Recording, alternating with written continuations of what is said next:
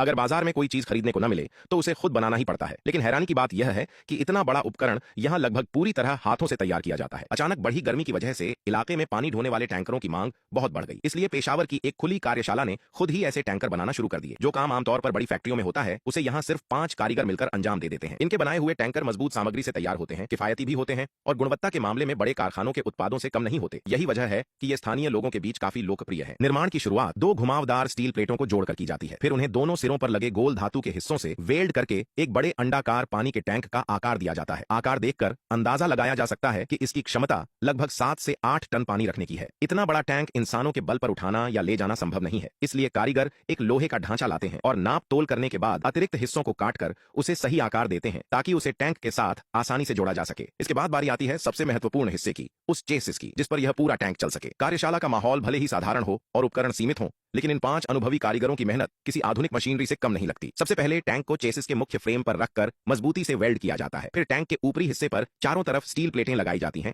जिससे संरचना और अधिक मजबूत हो जाती है। दोनों ओर लगाए गए क्षैतिज सपोर्ट भविष्य में मरम्मत और चढ़ने उतरने की सुविधा के लिए होते हैं। कारीगरों के कुशल हाथों से काम आगे बढ़ता है और देखते ही देखते टैंक का मुख्य ढांचा तैयार हो जाता है। अब केवल अंतिम और सबसे जरूरी चरण बाकी रहता है। इस चरण में टैंक के ऊपरी हिस्से में एक छेद बनाया जाता है और उस पर लोहे का ढक्कन वेल्ड करके लगाया जाता है।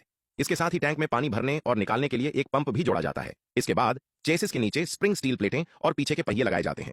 देखने में यह काम आसान लगता है, लेकिन इसके लिए काफी अनुभव और सटीकता की जरूरत होती है। स्प्रिंगों को मुख्य फ्रेम पर मजबूती से फिट किया जाता है और फिर यू बोल्ट की मदद से उन्हें कसकर जोड़ा जाता है। इसके बाद पीछे की धुरी और पहियों की व्यवस्था स्थापित की जाती है।